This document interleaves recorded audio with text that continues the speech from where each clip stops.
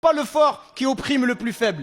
Le vrai fort, c'est celui qui aide les plus faibles, les plus opprimés. Donc tu utilises ce bienfait qu'Allah t'a donné dans la voie d'Allah, pour l'obéissance. Allah t'a donné de la tchatch, tu parles bien, ben n'utilise pas ça pour parler aux filles et pour les endormir. Non, utilise ça pour inviter les gens au droit chemin. Utilise ça pour parler à tes petits frères qui vendent de la drogue.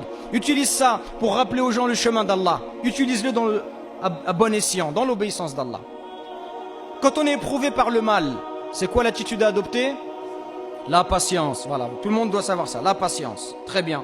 Et la patience, elle a également plusieurs niveaux. D'abord au niveau de son âme, c'est-à-dire ne pas refuser le destin d'Allah, ni s'affoler, ou encore pire, éprouver de la colère vis-à-vis d'Allah. Quand vous êtes éprouvés, mes frères, n'éprouvez pas de la colère vis-à-vis d'Allah.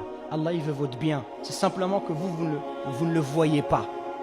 Vous n'êtes pas conscient de cela. Vous êtes en colère parfois, mais non, ne soyez pas en colère contre Allah. Non, le croyant, il pense toujours du bien d'Allah subhanahu wa ta'ala. C'est juste que toi, tu n'es pas conscient d'où il se situe le bien. Mais aie confiance en Allah. Sache que si Allah il a fait ça, c'est que c'est bien pour toi. Donc ça, c'est au niveau de l'âme. Au niveau de la langue, c'est ne pas se plaindre, ne pas se lamenter. Pourquoi ça m'arrive qu'à moi? Pourquoi tous les gens qui se marient? Pourquoi ceci? Pourquoi c'est moi qui est malade? Pourquoi c'est pas un tel? Non, on se lamente pas comme ça, mais on accepte le destin d'Allah. Et enfin, par son corps, ça c'est peut-être plus par rapport, par exemple, à un décès. C'est pas se griffer le visage, se déchirer les vêtements, etc., etc. Donc, la chose la plus importante que j'ai dit, je le répète, c'est cette bonne opinion d'Allah tabaraka wa ta'ala. Est-ce que, alhamdoulilah, j'ai été clair pour vous? Oui? De toute façon, vous êtes bien éduqués, vous dites oui, même si ce n'est pas le cas. C'est bien, machallah. Hein? Donc, je vous remercie pour votre écoute attentive. On demande à Allah. Je finis avec une dernière chose. On a vu que l'épreuve, ça pouvait être un bienfait. Est-ce que malgré tout, puisque c'est un bienfait, est-ce qu'on demande à Allah de nous éprouver?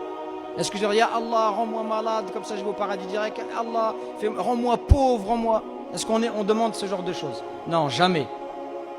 Parce qu'on a vu qu'Allah, il peut t'éprouver par le bien. Donc, tu n'as pas besoin de demander. Toi, tu demandes qu'Allah, il te préserve. Par contre, quand ça arrive, quand tu es éprouvé, et ben là, tu patientes. Mais on ne doit pas demander à Allah la pauvreté, la faiblesse, les maladies. On ne demande pas ces choses-là.